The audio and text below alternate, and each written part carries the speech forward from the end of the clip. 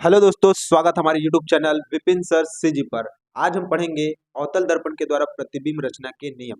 कल हम पढ़े थे अवतल दर्पण की परिभाषा क्या है, अवतल दर्पण क्या होता है, उस पे सी क्या चीज है, आर क्या चीज है, एफ क्या चीज है, ये सब कल हम बता चुके हैं।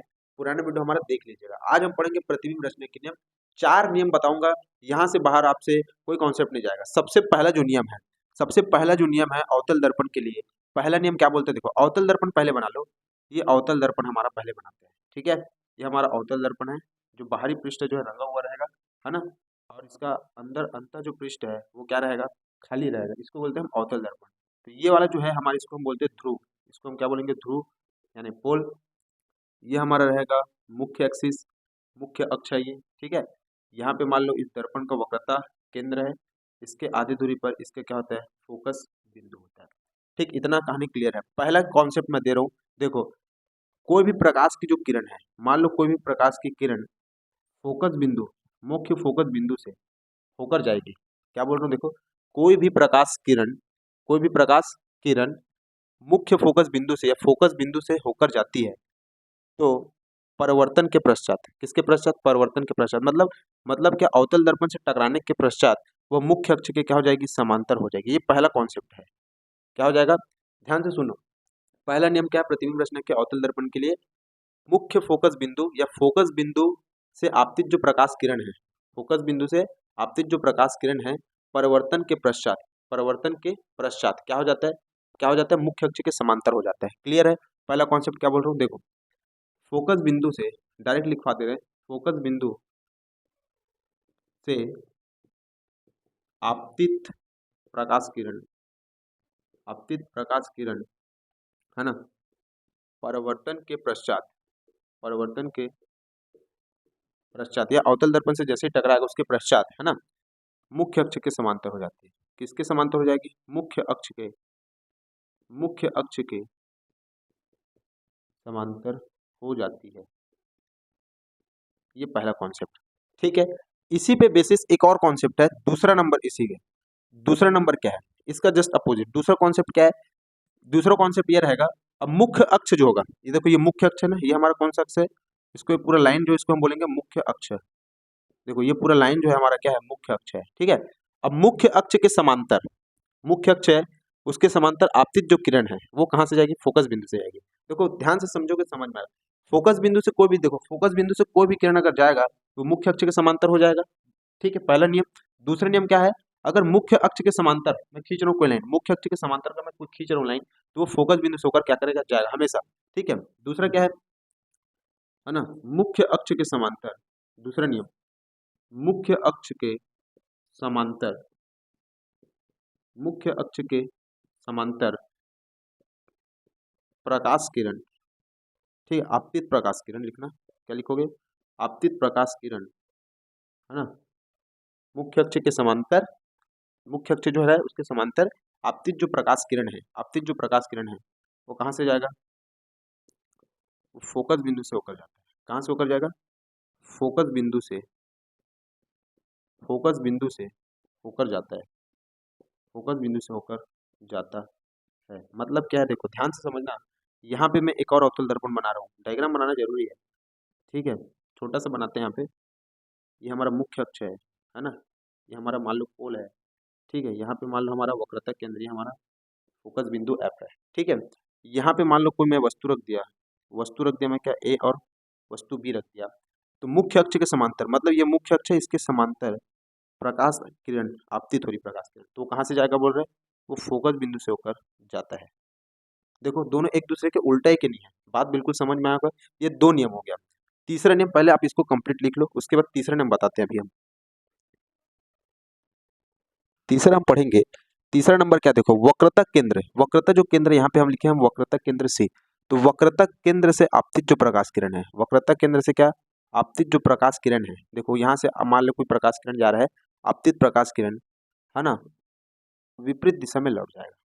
बात समझ में आ रहा है, मतलब क्या है, जिस दिशा से आ रहा है उसी दिशा में क्या चला जाएगा, वापस चला जाएगा, ठीक है। ये क्या हमारा वक्रता केंद्र किरण, मतलब क्या है, वक्रता केंद्र से आपतित प्रकाश किरण, वक्रता केंद्र से आपतित प्रकाश किरण, ठीक है, वक्रता केंद्र से आ रही है प्रकाश किरण, है ना, प्रकाश आपतित प्रकाश किरण वापस उसी दिशा में, वापस उसी दिशा में, वापस उसी दिशा में लौट जाता है। बताओ कोई दिक्कत है क्या इसमें? एकदम कहानी क्लियर है। वक्रता केंद्र से मान लो कोई वस्तु यहाँ पे रख दिया हूँ मैं, है ना, ये भी मान लो कोई वस्तु, यहाँ से प्रकाश किरण कोई जा रहा है और ये वक्रता केंद्र से गया, तो वक्रता केंद्र से जैसे ही जाएगा वो उसी दिशा में वापस लौट आ रहा है। देखो यहाँ से टकरा दर्पण पे और फिर से वापस चला गया, ठीक है। तो वक्रता केंद्र से आपतित प्रकाश किरण वापस उसी दिशा में लौट जाता है। कहानी क्लियर है। चौथा नंबर, ये सबसे ज्यादा इंपॉर्टेंट है, ये सबसे ज्यादा इंपॉर्टेंट है। चौथा नंबर का जो कॉन्सेप्ट है ये क्या बोलते हैं, देखो ये क्या बोलेगा, एक अवतल दर्पण लेते हैं सबसे पहले, तो एक अवतल दर्पण बनाओ, ठीक है, ये अपना अवतल दर्पण, यहाँ पे हमारा क्या रहेगा, ध्रुव रहेगा। डायग्राम सबको बनाना है, ठीक है, ये ध्रुव हो गया हमारा, यहाँ पे वक्रता केंद्र रहता है, यहाँ पे हमारा क्या रहता है, फोकस रहता है, ठीक है। ये हमारा क्या ध्रुव है, पोल है, ये हमारा ध्रुव क्या है, पोल, ठीक है। अब क्या बोल रहा हूँ ध्यान से समझना, कोई भी प्रकाश किरण जो है, कोई भी प्रकाश किरण ध्रुव के साथ अगर थीटा कोण बनाता है, कोई भी आपतित प्रकाश किरण ध्रुव के साथ अगर थीटा कोण बनाता है, तो उतना ही कोण, तो परिवर्तन के पश्चात, तो परिवर्तन के पश्चात उतना ही कोण, जितना कोण यहाँ पे मान लो यहाँ पे 30 डिग्री का कोण बना दिया, कितना डिग्री का कोण बनाया, 30 डिग्री का, 13 डिग्री का एंगल बनाया यहाँ पे, कौन, आपतित प्रकाश किरण, ये कौन सा प्रकाश किरण है, आपतित किरण है, ठीक है। आपतित जो प्रकाश किरण है अगर ध्रुव के साथ, किसके साथ बना रहा है, देखो ध्रुव पोल के साथ बना रहा है, 30 डिग्री का अगर कोण बना रहा है, तो उतना ही कोण परिवर्तन के पश्चात, उतना ही कोण वो फिर से बनाएगा, लेकिन लेकिन दिशा क्या हो जाएगी, बदल जाएगी, दिशा क्या रहेगी, बदल जाएगी। देखो यहाँ से आया उसी दिशा में चला गया तो कोई एंगल बना क्या, नहीं, लेकिन आपतित जो प्रकाश किरण है अगर ध्रुव के साथ थीटा कोण बना रहा है तो उतना ही कोण वो दूसरी दिशा में बनाएगा, ठीक है। मैं यहाँ पे लिख रहा हूँ आपतित प्रकाश किरण, ठीक है, आपतित प्रकाश किरण, ठीक है, आपतित प्रकाश किरण ध्रुव के साथ, ध्रुव के साथ थीटा कोण बनाता है, ध्रुव के साथ क्या बनाता है, थीटा कोण बनाता है, तो वह उतना ही कोण दूसरी दिशा में बनाता है, तो वह उतना ही कोण, तो वह उतना ही कोण दूसरी दिशा में बनाता है, दूसरी दिशा में क्या करेगा, बनाता है। बताओ इसमें कोई दिक्कत किसी को तो बता दो। ये अवतल दर्पण के प्रतिबिंब रचना के 4 नियम है। पहला नियम हम क्या पढ़े, पहला जो नियम है हम क्या पढ़े, सबसे पहला जो नियम क्या है, पहला नियम हम ये बोले कि मुख्य जो फोकस बिंदु है उससे आपतित जो प्रकाश किरण है परावर्तन के पश्चात मुख्य अक्ष के क्या हो जाएगी, समांतर हो जाएगी। दूसरा नियम क्या पढ़े, अगर मुख्य अक्ष उसके समांतर कोई प्रकाश किरण आपतित हो रही है, मुख्य अक्ष उसके समांतर कोई प्रकाश किरण आपतित हो रही है तो फोकस बिंदु से होकर जाएगा। देखो फोकस पे आपतित हुआ तो मुख्य अक्ष समांतर गया और मुख्य अक्ष के समांतर जाएगा तो फोकस बिंदु से होकर जाएगा, ठीक है। तीसरा नंबर क्या बोला, वक्रता केंद्र से, वक्रता केंद्र से आपतित जो किरण है परिवर्तन के पश्चात उसी दिशा में वापस लौट जा रही है, क्लियर है।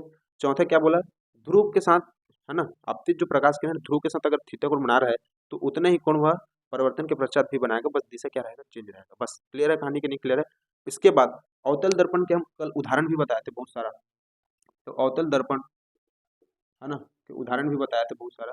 तो पहला एग्जाम्पल है डिश एंटीना में भी हम इसका यूज कर सकते हैं, डिश एंटीना पे, ठीक है, डिश की जो एंटीना है उस पर इसका यूज होता है, दाढ़ी बनाने के लिए भी बताया था मैं, ठीक है। तीसरा सोलर सोलर फर्नेस में होता है, ठीक है, गाड़ी की हेडलाइट पे होता है, गाड़ी के हेडलाइट पे होता है ना, हेडलाइट पे होता है ना। मतलब क्या है, इसका काम क्या होता है, इसका काम ये होता है कि ये सबको एक जगह क्या कर देगा, केंद्रित कर देगा, क्या कर देगा, एक जगह सबको केंद्रित करेगा। तो जो छोटा चीज है वो क्या करता है, बड़ा दिखने का काम करता है, ये है इसका काम अवतल दर्पण का, ठीक है। अगर वीडियो आपको अच्छा लगा हो तो शेयर करिए, सब्सक्राइब करिए, ज्यादा से ज्यादा हमारे चैनल को सपोर्ट कीजिए। धन्यवाद। जय छत्तीसगढ़।